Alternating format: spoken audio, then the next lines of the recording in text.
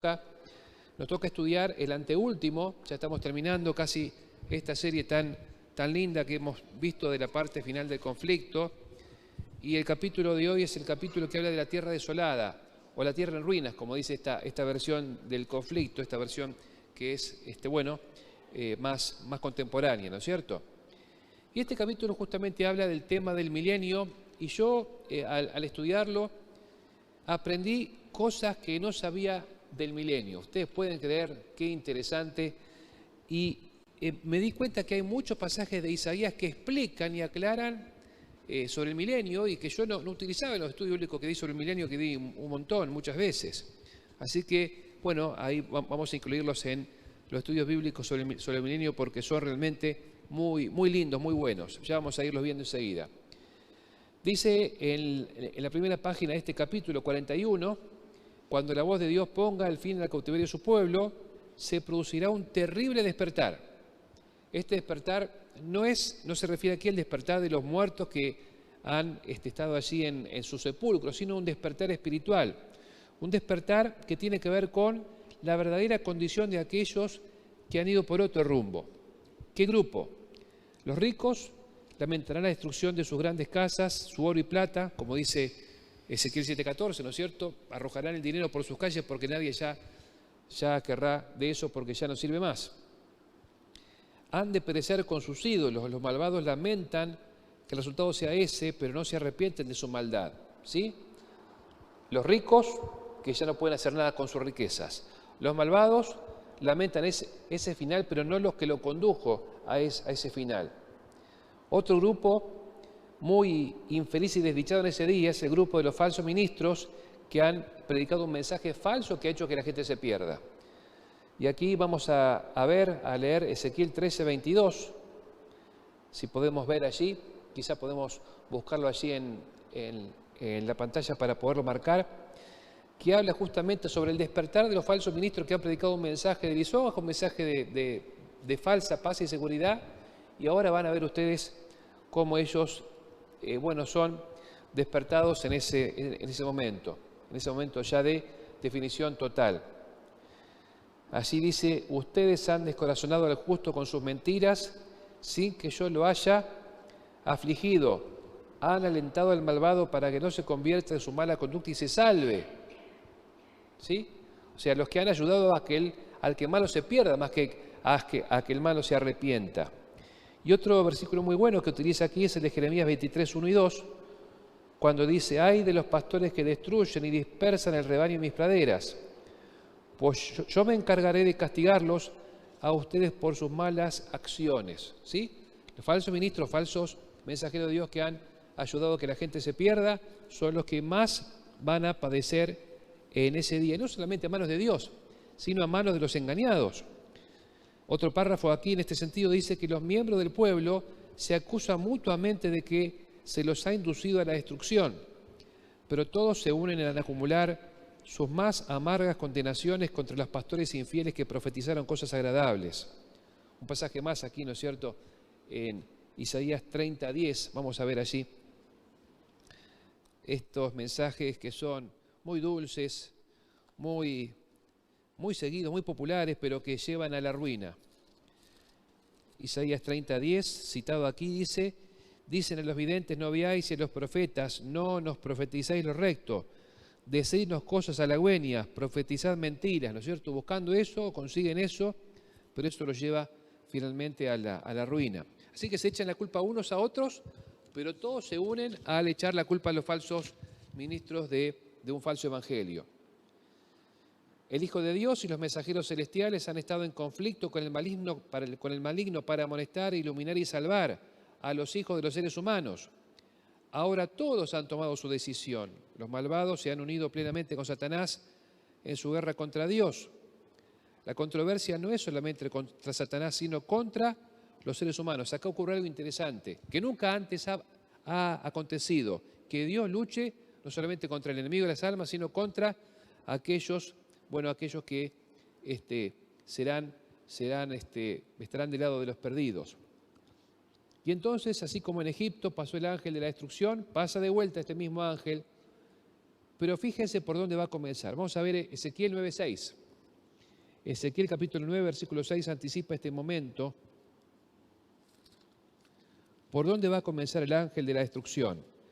En Egipto comenzó por las casas de los egipcios y se abstuvo de entrar en las casas señaladas y marcadas por la sangre del cordero. Sin embargo, ahora, cuando ya cierra y ha terminado el tiempo de gracia, ¿por dónde comienza? Aquí cita a Ezequiel capítulo 9, versículo 6, que dice: matad a viejos, jóvenes, vírgenes, niños y mujeres hasta que no quede ninguno, pero a todo aquel sobre el cual hubiere señal, no os acercaréis, y comenzaréis por el santuario, comenzaréis por mi santuario. O sea que la destrucción comienza por aquellos que han tenido más luz, pero que la han rechazado, ¿sí? Por ello comienza la destrucción y no sobre aquellos que están marcados, señalados con el sello del Dios vivo. Sigue diciendo que los falsos centinelas son los primeros en caer.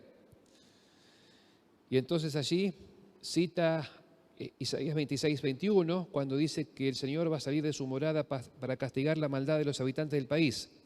La tierra pondrá al descubierto la sangre derramada y no ocultará a los masacrados en ella. Y entonces acá cita Zacarías 14, 13, cuando dice que comienza entonces una batalla entre unos y otros, acusados contra acusadores, engañados contra engañadores, y así unos a otros se van trenzando en lucha. Muchos son destruidos de esta forma y otros cuando Cristo aparece en las nubes del cielo.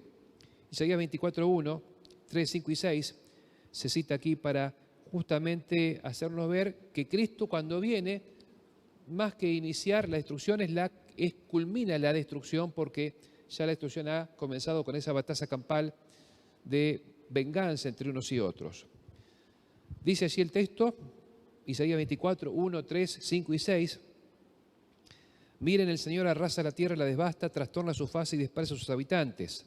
La tierra queda totalmente arrasada, saqueada por completo, porque el Señor lo ha dicho. Porque han desobedecido las leyes, han violado los estatutos, han quebrantado el pacto eterno. Por eso una maldición consume la tierra y los culpables son sus habitantes. Por eso el fuego los consume. O sea que la causa no es que Cristo viene. La causa no es el cataclismo final.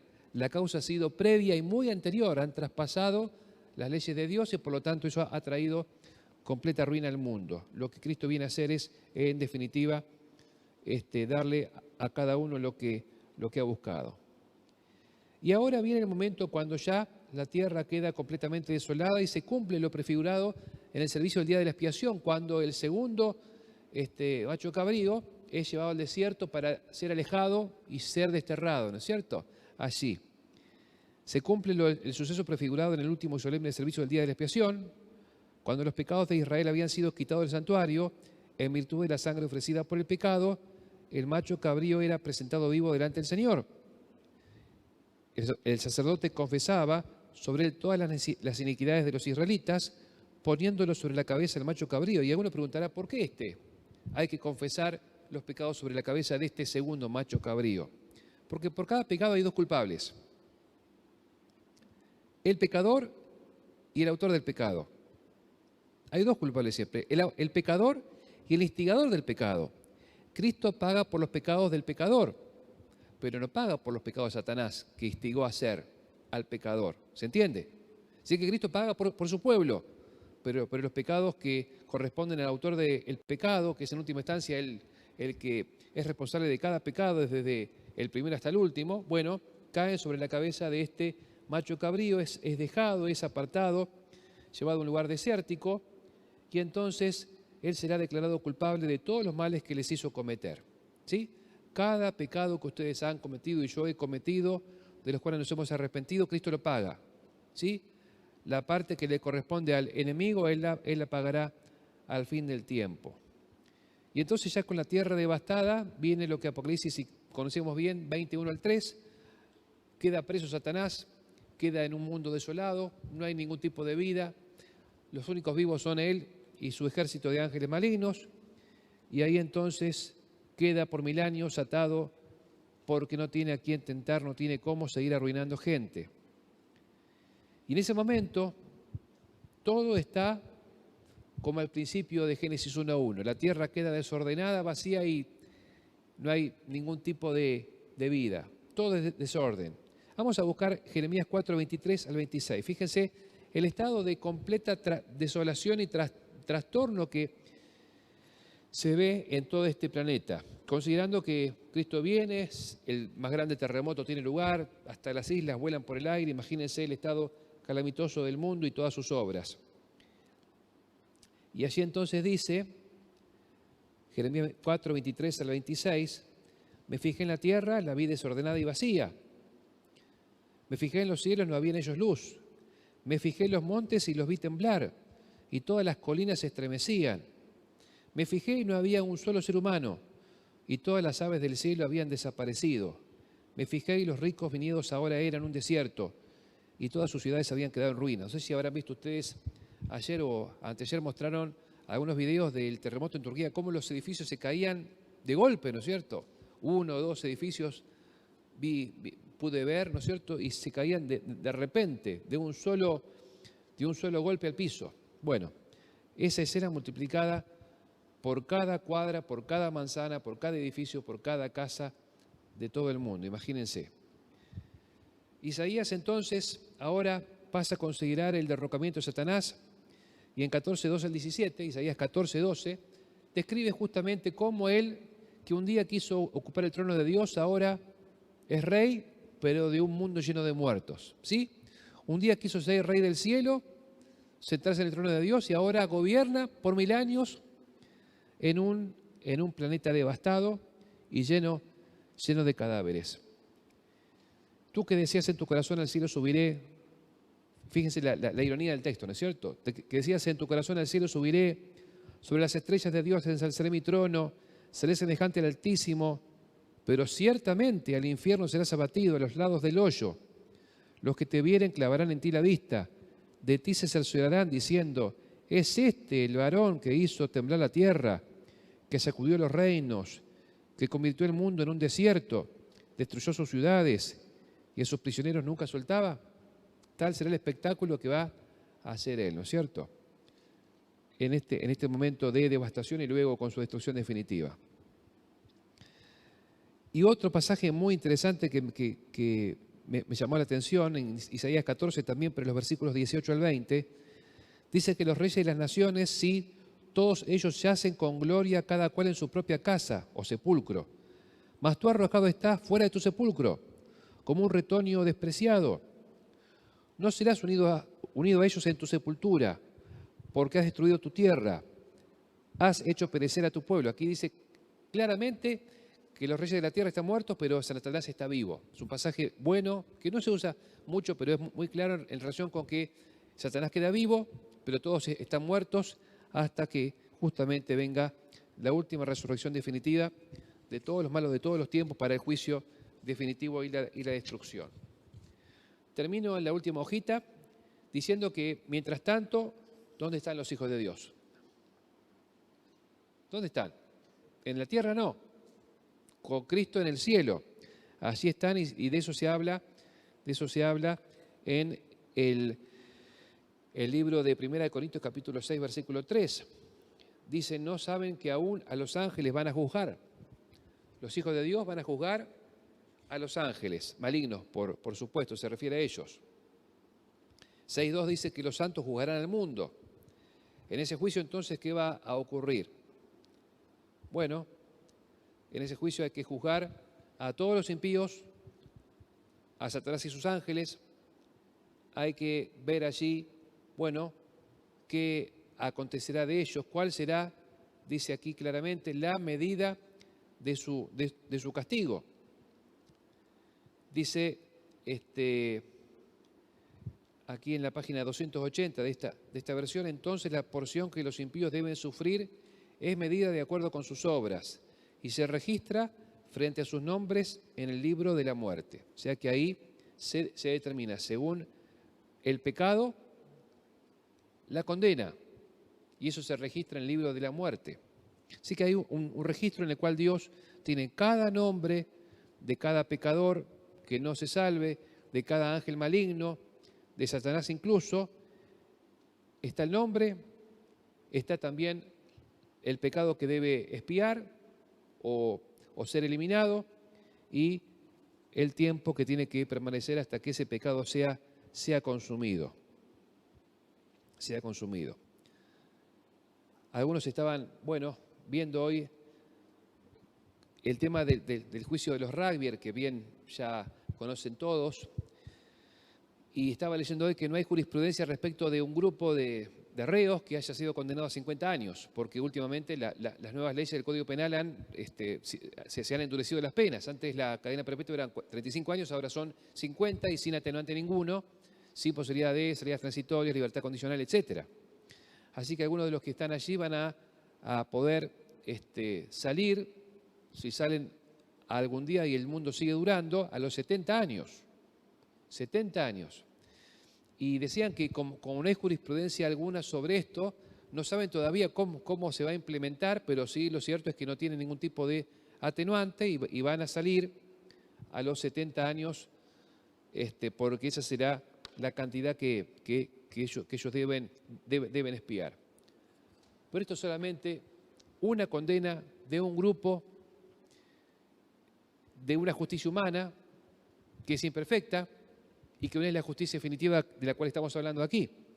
Esa será justamente la condena definitiva, y entonces los hijos de Dios van a estar estableciendo, en base al patrón que Dios declare, el caso de cada uno y la cantidad de tiempo que deberán pasar justamente en la destrucción hasta que lleguen a ser ceniza el pecado, los pecadores y el autor del pecado por sobre todas las cosas.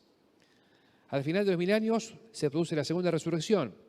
Entonces los malos, levantados entre los muertos, aparecen ante Dios para la ejecución de la sentencia escrita, como dice el Salmo 149:9.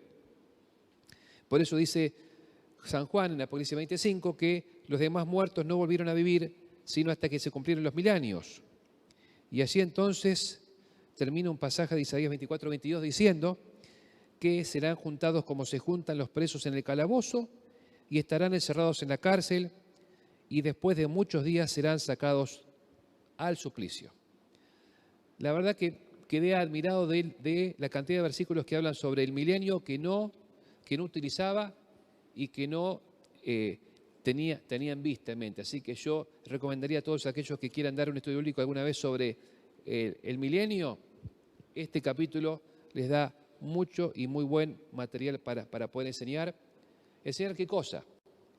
Que el que las hace las paga. Quizá no en esta vida, pero seguramente Dios va a hacer justicia. Por lo tanto, los hijos de Dios tienen que esperar en ese juez, no hacer venganza por mano propia, sino dejar que el juez justo, el juez de toda la tierra, pueda hacer justicia.